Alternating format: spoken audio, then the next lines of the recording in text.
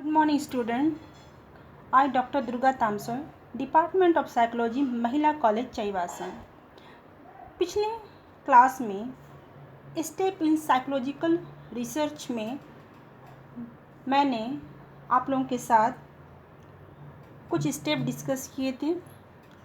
आज मैं उसके आगे के स्टेप आप लोगों के साथ डिस्कस करने जा रही हूँ।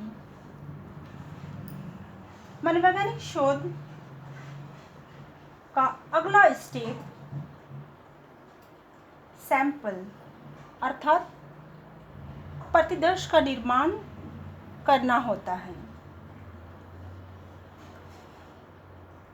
शोध की इस अवस्था में शोधकर्ता अपने शोध के प्रतिदर्श के संबंध में कोई निर्णय लेता है।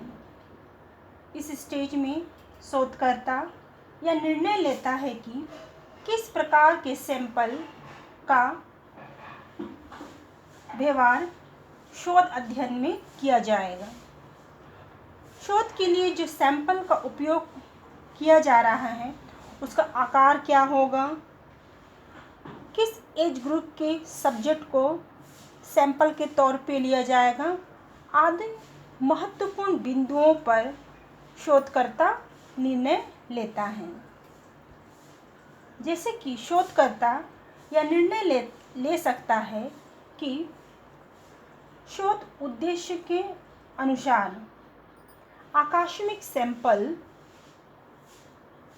एक्सीडेंटल सैंपल, पर्पसिव सैंपल का व्यवहार किया जाएगा। साथ ही साथ यह भी निर्णय लेगा कि इसमें 300 सब्जेक्ट होंगे, जिसमें आधा बॉयज़ तथा आधा गर्ल्स होंगे, आधा उच्च सामाजिक आर्थिक स्थिति के सब्जेक्ट होंगे तथा आधा निम्न सामाजिक आर्थिक स्थिति के सब्जेक्ट होंगे। इस प्रकार से शोधकर्ता आवश्यकता के अनुसार रैंडम सैंपल या स्ट्रैटिफाइड सैंपल आदि का चयन करने का निर्णय इस स्टेज में लेता है। इसके बाद का जो स्टेज होता है वह है सिलेक्शन ऑफ टूल्स यानी उपकरण का चयन। शोध की इस अवस्था में शोधकर्ता उन उपकरणों या परीक्षणों के संबंध में निर्णय लेता है जिसका उपयोग शोधकर्ता अपने शोध कार्य में करना चाहता है। प्रत्येक शोध कार्य में आंकड़ों के संग्रह, सूचनाओं की प्राप्ति के लिए विशेष उपकरणों का व्यवहार किया जाता है। शोधकर्ता शोध समस्या के अनुकूल उपकरणों तथा परीक्षणों का चयन करता है। जैसे उपयुक्त शोध समस्या के आलोक में बुद्धि परीक्षण का व्यवहार किया जाएगा। इसके बाद साइकोलॉजिकल रिसर्च का अगला स्टेप डाटा कलेक्शन अर्थात आंकड़ों का संग्रह का होता है। इस स्टेज में शोधकर्ता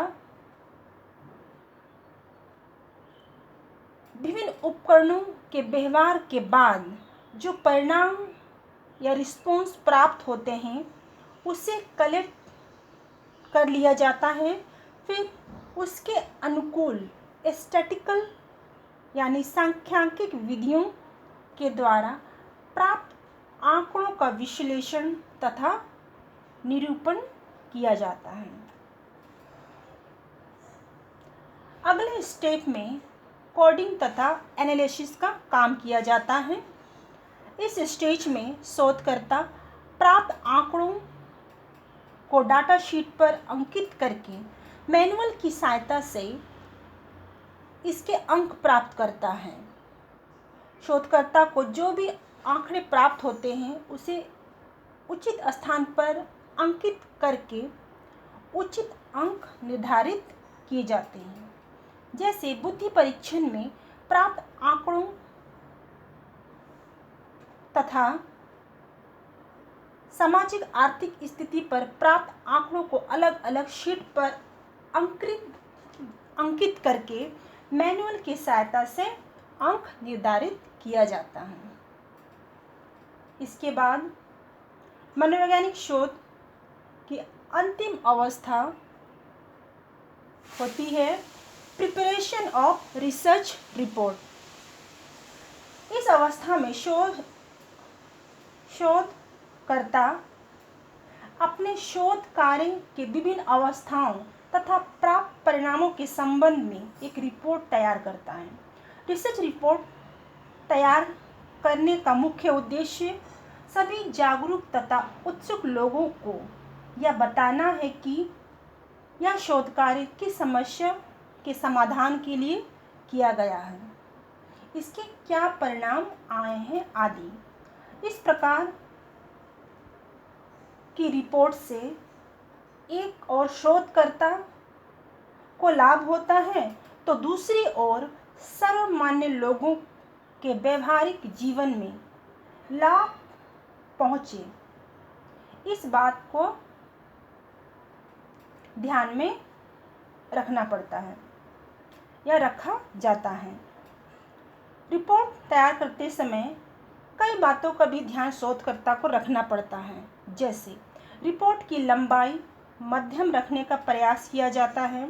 दूसरा, शोध कार्य में जिन कंसेप्ट का व्यवहार किया गया है उसे सही रूप से परिभाषित किया जाए। तीसरा, विचार तथा भाषा की स्पष्टता का पूरा ध्यान रखा जाए ताकि लोगों को समझने में आसानी हो। चौथा, सूचनाओं के स्रोतों का स्पष्ट उल्लेख किया जाना चाहिए आदि। इस तरह से एक रिसर्च रिपोर्ट तैयार की जाती है।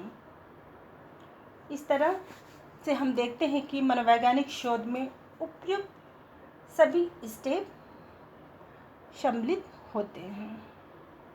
Thank you.